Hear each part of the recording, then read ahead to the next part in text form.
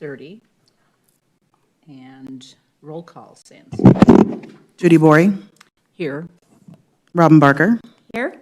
Barbara Fitzgerald, Here. Catherine Meek, Here. Nola Perkins is absent today, Vera Walters, Here.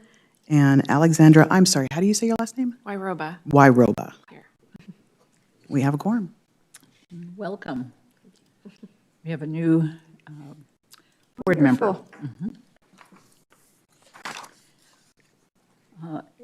Okay, and the acceptance of the agenda. I need to request a motion to accept the agenda. So moved. Second. And Who made the motion? Robin, did you make the Yes. motion? Okay. roll call. Judy Bory, Yes. Robin Barker, Yes. Barbara Fitzgerald, Yes. Catherine Meek, Yes. Nola Perkins is absent, and Vera Walters, Yes. and Alexandra Wyroba. Yes. Okay, motion passes. And acceptance of the minutes for September 11th, 2025, the special meeting. And I would request a motion to accept the minutes. I move to accept the minutes of the September 11th, 2025 meeting. Second. And roll call, please. Judy Bory, Yes. Robin Barker, Yes. Barbara Fitzgerald, Yes? Catherine Meek, Yes. Nola Perkins is absent, Vera Walters, Yes. and Alexandra Wyroba. Yes. Motion passes. And there is no call to the public, or no public to call. So we're going to go on to correspondence and communications. There's none tonight. Okay. And librarians report, Pam? Thank you. So I'm presenting the librarian's report for tonight, November 13th, 2025. I'm Pam Harrison, Library Director. And as normal, we start off with our stats for visits, circulation, programs for the last 2 months that we have full information, August and September. We do have October, don't we? We don't have October yet, okay. So for August and September, everything was very, very steady in terms of circulation in the 27 to 28,000 range. Patron visits also very steady, 17,000 for both months, just over that. Our volunteer hours are really, really strong right now, which we really greatly appreciate. And our number of programs is also quite regular, but high, as we know that our staff love to program. We do about 170 to 180 programs a month, with our attendance just reaching over 3,000 in 1 month and 3,200 in September. Vera made a comment before the meeting that sewing is really popular, and it is. I think it was August, we had 165 people during 9 sessions, which is almost, 18 per session, is that right? Close to that. And we do have enough sewing machines, so that is a really popular program for ages 10 and up. And our outreach is also steady and very active as normal, doing our bookmobile, Books and Brews is still going on, lots of school meetings, staff meetings, board meetings that our outreach team attends, going to some of the preschools in the area, and then also going down to the south part of Apache Junction to do some outreach to those people down there as well. Last meeting, there was a question about literacy rates in the city of Apache Junction. So I did a little digging. The question was, what are our literacy rates compared to other cities or possibly the state? And also, is this something that we need to provide some literacy education at the library? This is from the National Center for Education Statistics. It's a federal entity that does educational stats for the United States. They don't get granular enough to go down to the city level, it's just to the county level. And so for Pinal County, it is showing that there's no notable literacy or numeracy deficiencies compared with the rest of our state, which is good. And this is a website you can just get lost in because you can go down a rabbit hole. But for the most part, it's not showing anything that is statistically alarming. In terms of doing something at the library, of course, we're always open and want to do as much literacy, education, digital literacy, any type of literacy that we can. Of course, it comes down to staffing to be able to do it, and also if there is a volunteer that's willing to do it. We would be more than welcome to have a volunteer. We've had tutors in the past for all ages, tutors for just for kids. At the moment, we don't have anybody that is doing a volunteer literacy type project. Staff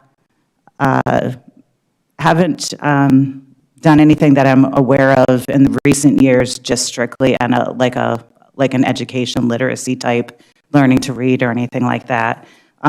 Central Arizona College does have GED and ESL classes that I believe are free to the community, but that is still a little bit different than literacy as well. So it's, I think, something that we need to dig a little bit deeper into, hopefully find some different ways to offer some more literacy initiatives. And if you have any feedback on what you think that might look like or could look like, that would be helpful. And that's something we can discuss.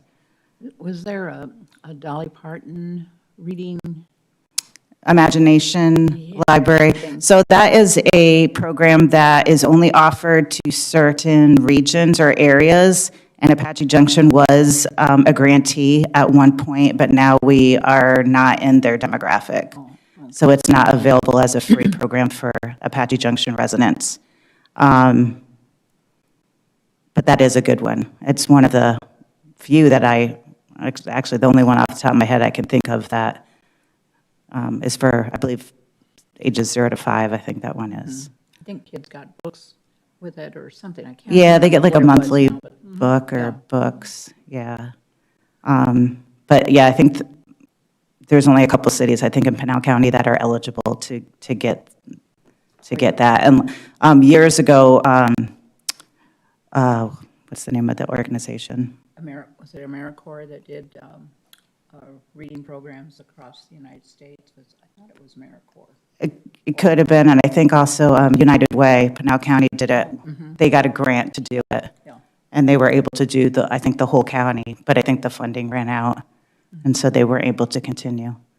Are you thinking more literacy just in terms of providing books that can be in the home, or are you thinking more like education, like Well, one-on-one? both, kind of both. Okay. I Yeah. was thinking both.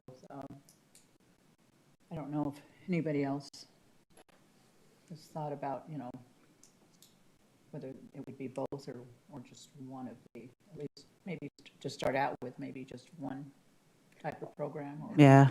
How do we discover if the community is interested in something like that? That's my question. I mean, because we have adults that might be interested in a program like that as well as people's children.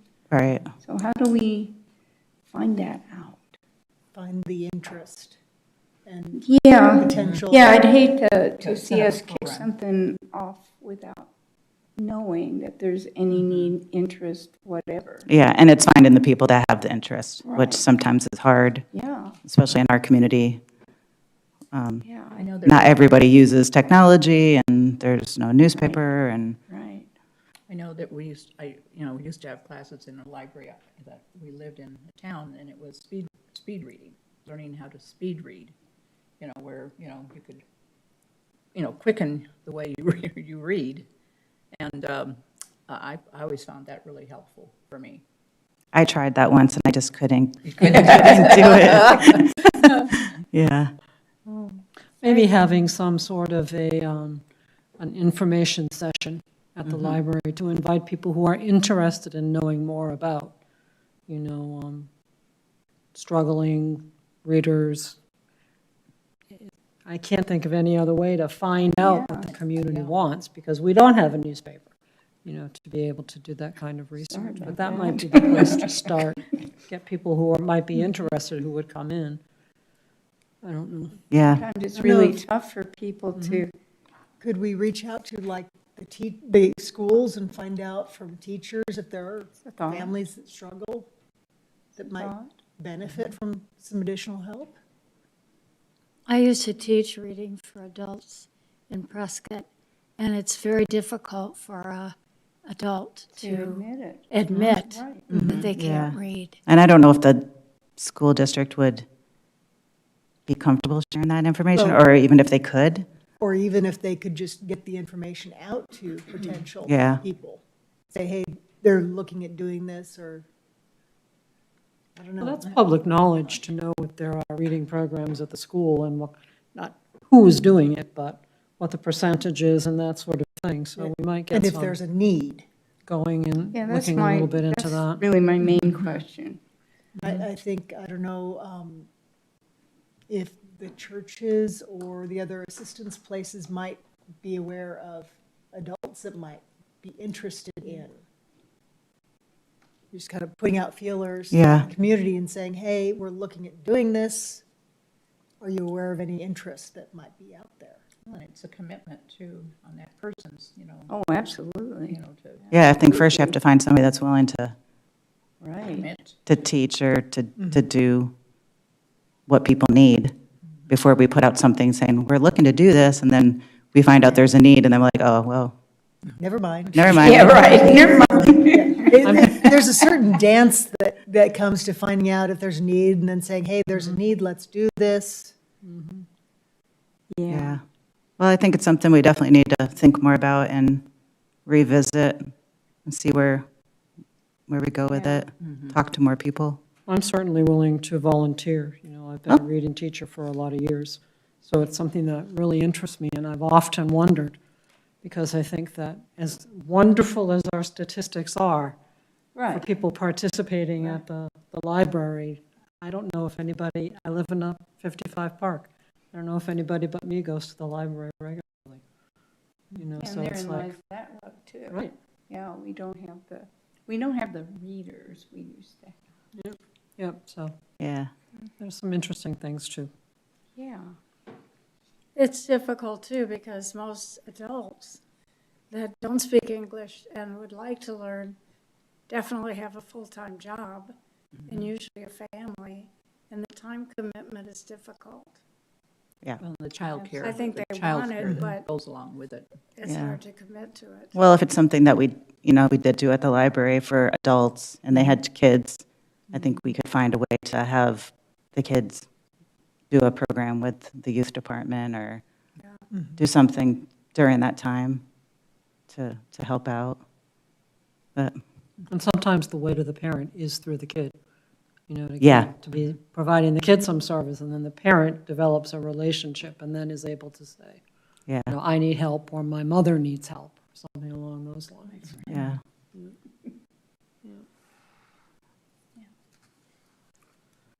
Well, I'll put it on the agenda again for our next meeting to see if we've These had staff- any traction with it, see if if you talk with the community and find out anything, and I'll try to do the same and see where we go. Sound good? Awesome. Okay, we got a garden update. This is the newest drawing. We're at 95% now. We went up 5%. We now have some electrical plans that we are reviewing at the moment, both with our IT department and with our CIP program manager. The only things, I think last time I reported on this, I did say that we've made the garden area itself a little bit smaller because of cost. But it's still quite large. In fact, in the beginning, I said that I thought it was around 5,000 square feet, and that's what we put in the scope of work for the RFP that went out. They reported back this week that it's actually over 19,000 square feet. So we were really off. We were really off. We've moved things around a little bit to help with some drainage concerns. Where is the garden portion? Is that the rectangular boxes on the left there? It's, these are the garden beds, which will be made out of red cedar per our Master Gardener's recommendation. And then this is the storage shed and/or the seed shed. They can dry and store seeds in there, and also chairs that we might need for doing programs in this area, shovels and all that, tools and whatnot. This is a greenhouse that's got a small porch area on it as well, and they're really excited to get the greenhouse. They said that's going to really make a difference so that they can start seeds and keep them. The rest of it, anything that's these symbols and everything, that's all plants. And that could vary a little bit. We need to go back to our old plans and see what the costs were and compare it still to the new plans. We've got some preliminary costs from a potential construction company. We're swapped out a little bit of the furniture just for things that were still really nice, but maybe not custom made, so they're a little bit more economical. These are picnic tables here. This is the amphitheater, and this is the stage area for the amphitheater, which will have canopy cover. These are picnic tables over here that are in more of a garden-like feel without the plants around it, so that it's a little bit more secluded. And those have cantilever umbrellas, not like the kind you buy at Home Depot, but like the heavy-duty commercial ones. So they're 10 by 10. And then this is, down here is like the riparian part of the garden. So there's a couple of spots for seating through here, which it's hard to tell because of so much of the planting, but they're kind of on the curves of the walkway. And the rest of it, so this is the part of the garden, hopefully that'll attract a lot of the birds and the pollinators and whatnot, and just be like a tranquil area to go through. We had to take out the solar bench. It was a little bit too costly, at least at this stage of the game. The water feature is now more of they're calling it a water bowl, which sounds really boring, but it will have, it does have a water feature to it, a water bubbler. So this is right down here where that circle is. So we are getting there. Yeah, it's been a lot of back and forth with structural, electrical, engineering, and then just, trying to get it into a cost range that we think is going to be manageable, and some of the amenities in terms of furniture and stuff might be things that we'll have to buy in the next budget year, because we want to use as much of our budget this year to go towards the construction itself, so. Could there be donations that they're, like somebody wants it in memoriam of someone? We've investigated that a little bit. We haven't done anything on it. I think I'll probably wait until construction starts so that we get a better idea of different items that we might say, if you want a memorial on this bench, it would be this cost. And I have talked to Liz at Parks and Rec about that, how they've done that with some of their stuff. So that is something that we're looking at. The State Library also has a potential $50,000 construction grant with a match from the city, which of course we already have that in the budget. So we'll be putting out a letter of intent by the end of this month, and then we find out, I believe, by the beginning of January if they plan to, or they'll invite us to write a grant for that. But first you have to submit your letter of intent. So we've got a couple things going on. Yes, seems like we've been doing this for 2 years, but it hasn't been quite that long. It Takes just time. takes time. It does. We want to do it right. We want to make it something that the community and the library's proud of. So, we're doing it the right way. It just sometimes takes a little bit longer. And it'll be low lighting, or?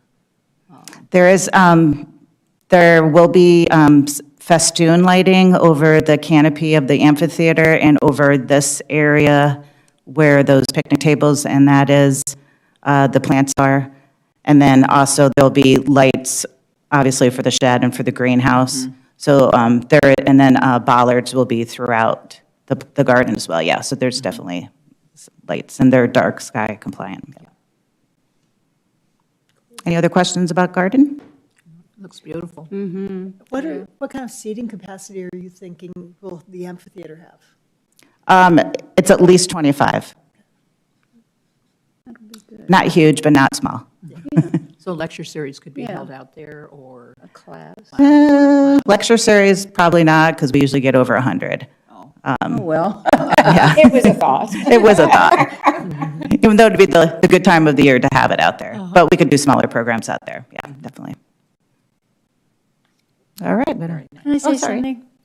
something? For those of you who have never been to Green Valley, the community down there bought a section of land, not large, and all volunteers made a garden out of it through donations, through people who are artists and would do things. And they have developed an incredible garden. It is just a nice place to sit. It's not large, but it's unique. Oh, that's cool. Yeah. Does it I have would suggest specific type anyone, of- if you're down in that area. Queen Valley, did you say? No, did I say Queen Valley? I meant Green Valley. Green Valley. Green Valley, south of Tucson. Oh, It is very unique. Does it have specific types of plants that are they native plants or? They are native, They're they're all native, okay. native plants. There are sculptures there Oh, cool. that you wouldn't find anywhere. And it was all donated. Oh, Nothing, no beautiful. money was spent. It was amazing.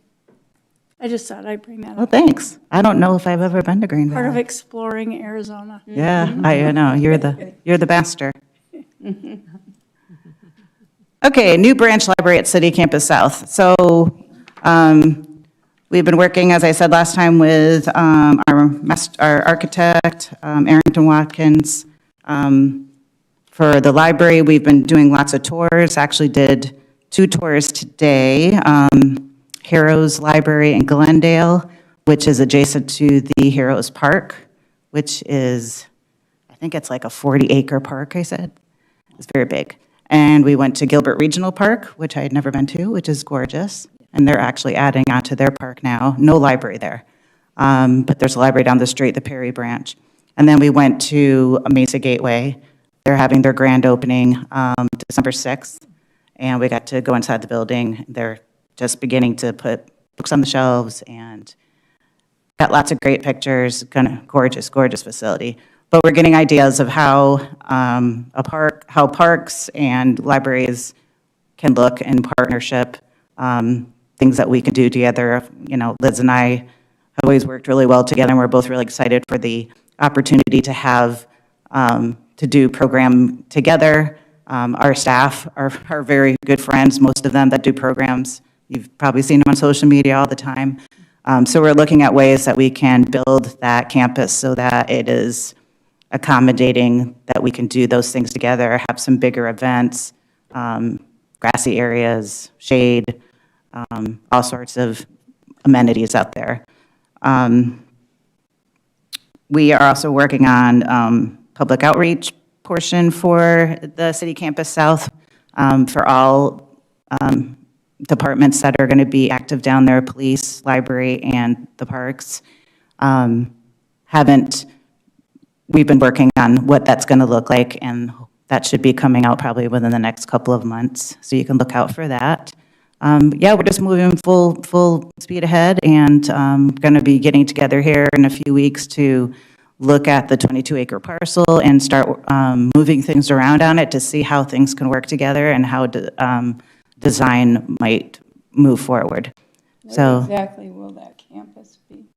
where will it be? Where will it be? It is going to be between Elliott and Warner on Ironwood on the west side. So it'll be northwest of Warner or southwest of Elliott, if that makes sense. So it's on the Radiant side of the road, Okay.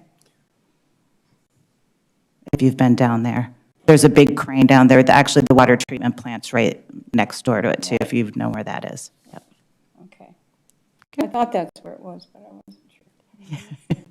I just drove by today too, and I made sure, I'm like, I got to get my coordinates right. Is this Yeah, west or really. east? So I always get it backwards in my head, so, yeah, so it's really exciting. Yeah, it was, we left the library today like 10 o'clock and got back at 6, so it's lots of exploring about the different ways that the cities are designing these things, and they're just, with the playgrounds and ball fields and all the, the lakes and the ponds and the fishing and then the libraries, how they feed into that, and they have amphitheaters and they have The shade covers. and shade, yes, Yeah. lots of shade. Yeah. That's very important. So, yeah, a lot to figure out, and it's a lot of fun, but it's also a lot of work, and especially when it's hot outside. I did forget to put a slide in here for the ribbon cutting that we had last Monday, November 3rd, with Arizona at Work, Pinal County. Thank you for those that were able to come to that. I would say we had probably about 50 people there. Supervisor Surdy gave some remarks, the mayor, myself, Joel Millman, who's the director of Arizona at Work, Pinal County. It was a really nice event. I think a lot of people will get some knowledge now about the services they provide, that we've expanded those services into 3 days a week, not all day, but 3 mornings a week. I got to meet a lot of people from their organization that are behind the scenes doing a lot of the stuff that makes all of that work.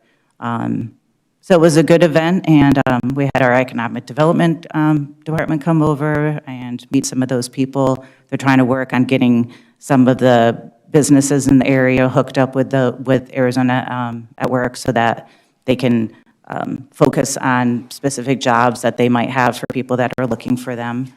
So it's a really great service. The workforce specialists that we have at the library, the 2 new ones, they're excellent. They're a joy to have. They love being there. They love helping people. And we've had some really good statistics, like usually between 5 and 8 each day that they're there, and they're only there for 3 hours, so that's pretty good. So the word's getting out. We had a nice article in the newspaper. If you didn't see it, look at the Independent. If you don't get the Independent, let me know, because I have a copy saved on my computer. And yeah, it was a fun event. So we're glad to be able to increase our services in the community, and I think the community is happy for that too. And that looks like that's the end for tonight. We'll move on to new business. Good stuff. Okay. Always interesting. So, okay, Pam, any new business? So we've got the welcoming of our new board member. Welcome. Yeah. Welcome, welcome.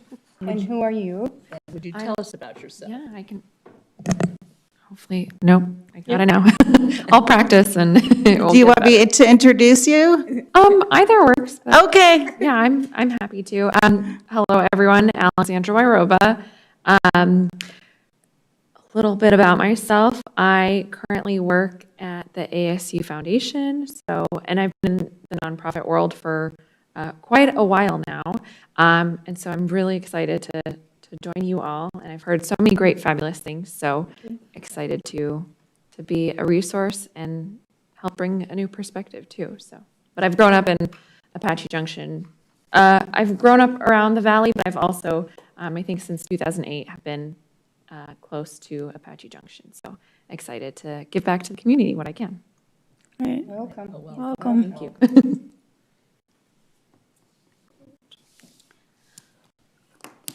And now we're going to go into election of officers.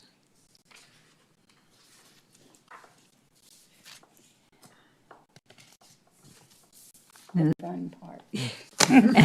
At this time, I would like to call for a motion to open nominations for president. So moved. Second.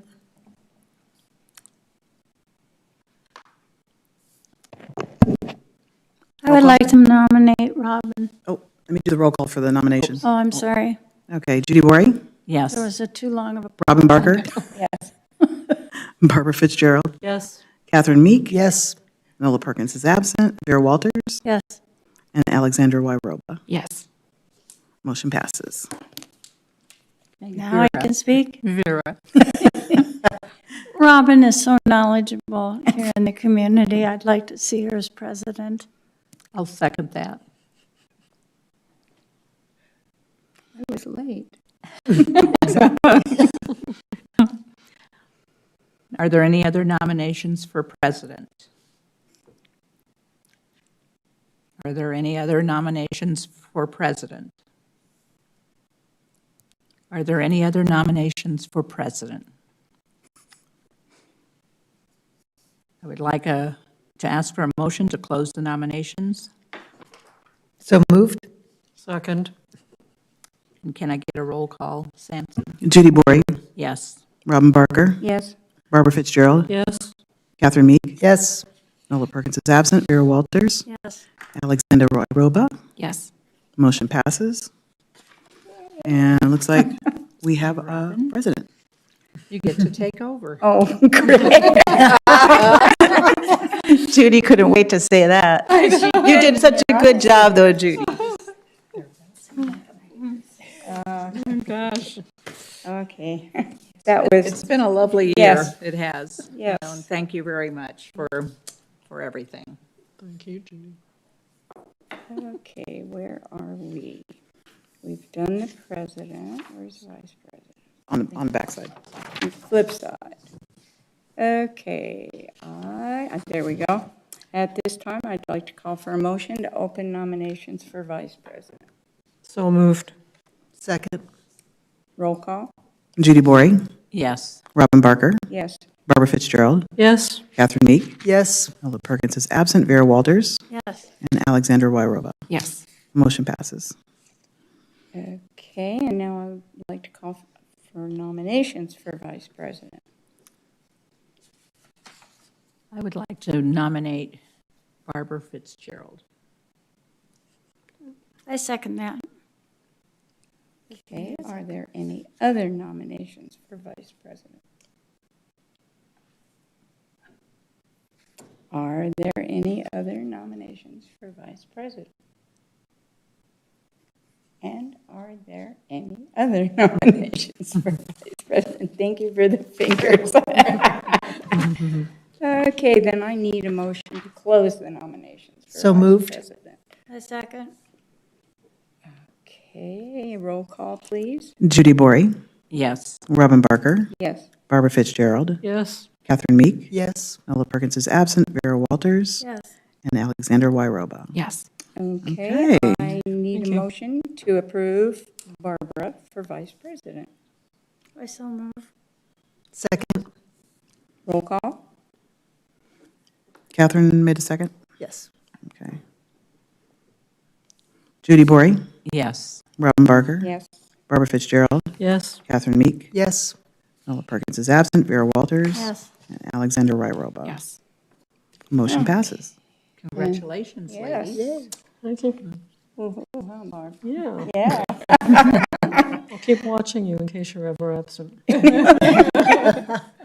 Okay, then we need to call for a motion to open nominations for secretary. So moved? Second. Could I get a roll call, please? Judy Bory, Yes. Robin Barker, Yes. Barbara Fitzgerald, Yes. Catherine Meek, Yes. Nola Perkins is absent, Vera Walters, Yes. and Alexander Roy-Roba. Yes. Okay, motion passes. Do I have a nomination for secretary? I would like to nominate our new board member because she is so experienced in these kinds of things. Ooh, see what happens? Second? You have to say her name, Vera. You have to say her name. Alexander Roy-Roba. Alexandra. Alexandra. I'll second that. Hey, are there any other nominations for secretary? You're not going to get out of it. I just have to tell you that. Are there any other nominations for secretary? And are there any other nominations for secretary? That's 3. Okay. In that case, I'd like a motion to close the nominations for secretary. So moved? Second. Roll call. Judy Bory, Yes.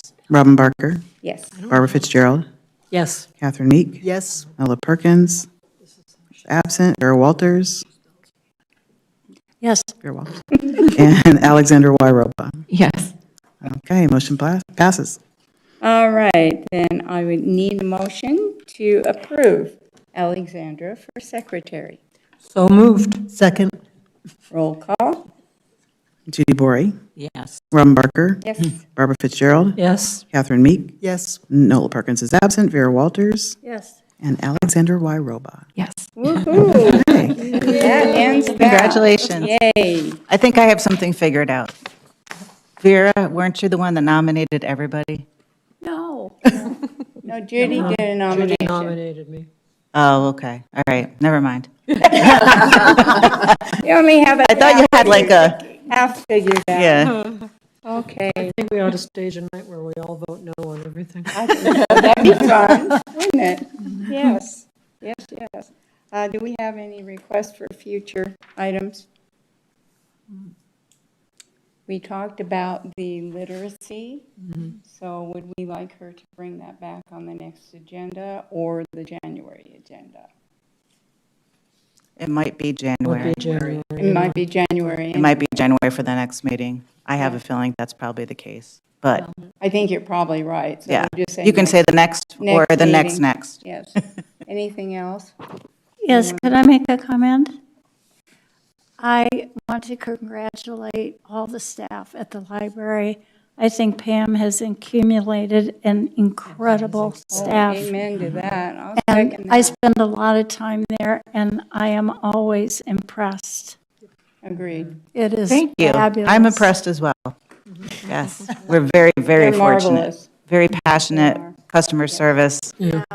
oriented, Shows you that friendly. happy people really make a happy place. Yeah. It's kind of like Thank you for saying that. yin and Very yang. good. Anything else for the good of the organization? I would like to just say happy Thanksgiving to everyone, and since we'll be, Thank you. Thank you. I've forgotten all.